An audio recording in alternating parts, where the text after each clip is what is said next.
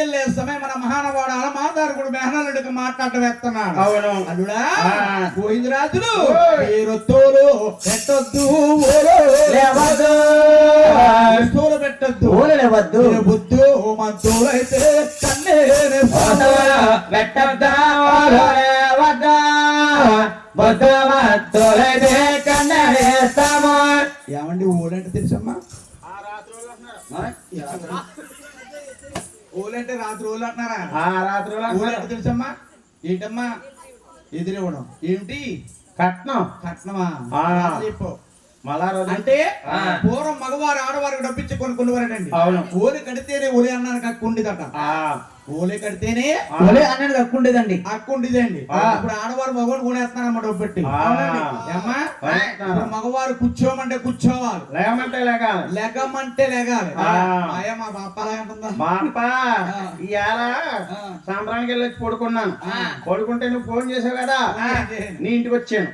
ఒత్తులోకి ఎల్లీది వెళ్తుండగానే పాలు కడుక్కో, మంచినీళ్ళు తాగు, మన ఎంత లేదు ఎండ వెళ్తే ఇప్పుడు దాకా ఎక్కడ చచ్చా కోట ఏమొచ్చిందా? ఎక్కడికి వెళ్ళిపోయింది? తాళ బాధలు కొట్టేయ్యా.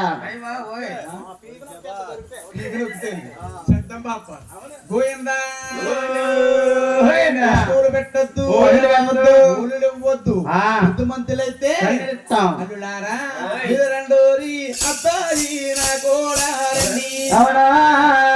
ద్వారకా పట్నాలో తీసుకెళ్ళి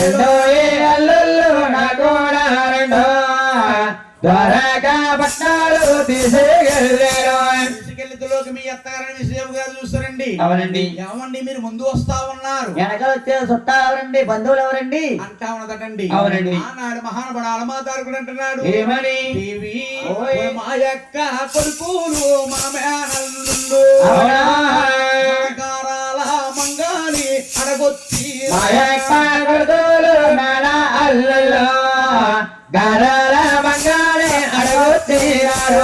మా యొక్క కొడుకులు మన మేన అల్లుళ్ళు మన మేన అల్లుళ్ళు మన గారాల మంగని అడగొచ్చారన్నారు. ఆనాడు మీ అత్తగారిని విశ్వదేవి గారు కంచి సొమ్ములతో కాళ్ళు కొడుకోమని నీళ్ళు ఇచ్చింది. వాళ్ళు చేతులు వెలుపుకున్నారండి. ఎప్పుడైతే కాళ్ళు చేతులు వెలుపుకున్నారో ఆలమాదారు కూడా బంగారపు కుర్చీలు బాగుగేస్తాడు.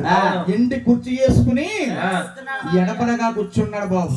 కూర్చున్న వారు కుదురుగా కూర్చుండకుండా ఈ రాజులారుగురు కూడా మీ కోటలో పెట్ట పెట్టుతున్నారు. చూడరా